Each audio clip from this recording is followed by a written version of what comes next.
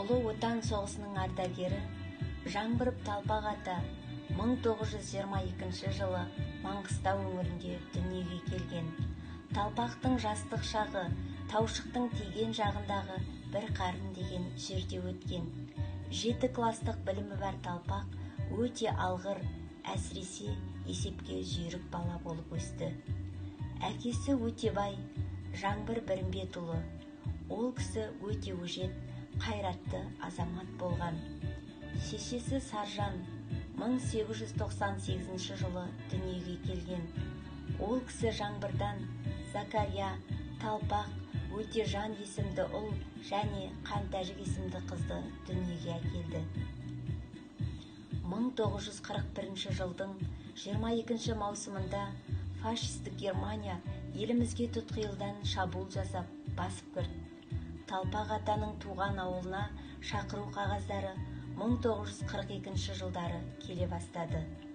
Осы жылдары Талпақ атаны ағасы Закария, нағашы ағасы Болыспайды 1942 жылы соғысқа шақыру қағазы келді. Олар Форт Шевченкоға келіп, одан әрғарай пароходпен Красноводскіға келді. Содан соң Оралдың Тұзтөбе деген жеріне келіп, соғысқа дайындық жұмыстарын жүргізеді. 1942 жылы апрель айында пойызбен Сталинград қаласына келіп жетті. Сөйтіп, қасіретті соғыстың азапты күндері де басталды. Осы бағытпен Харьков маңы Сталинград майданында 863-ші атқыштар полкі құрамында пулеметчик жауынгер болып шайқасқа қатысты. Совет армиясының солдаттарының қатарында біздің Маңғыстау өңірінің есіл боздақтары да аз емес еді. Олардың әрқайсының жасаған ерен ерліктерін тарих беттеріне алтын әріптермен ұмытылмастай етіп жазып, бүгінгі келешек ұрпақ жүрегіне мәңгі сақтап келеді.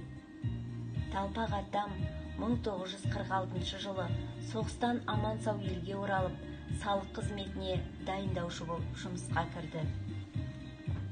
Соңғы жылдары 1971 жылдан бастап сауда саласында дүкеншілік қызметке кірді.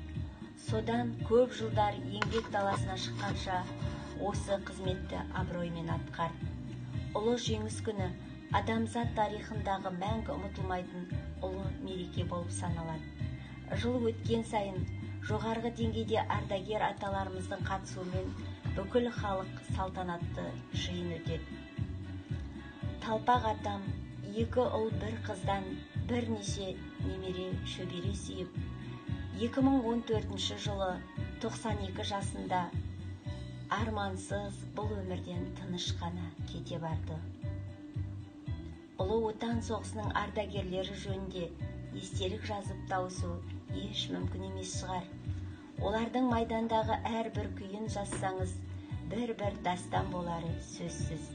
Құрметті ардагерлер, сіз және сіздің майдандас достарыңыз біз үшін ұмытылмайтын ұлы тұлға.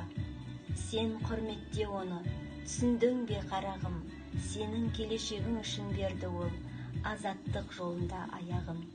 Сен түсіндің бе қарағым деп, ақын ағаларымыз жырлағандай, біз сіздерді мәңгі құрметтейміз.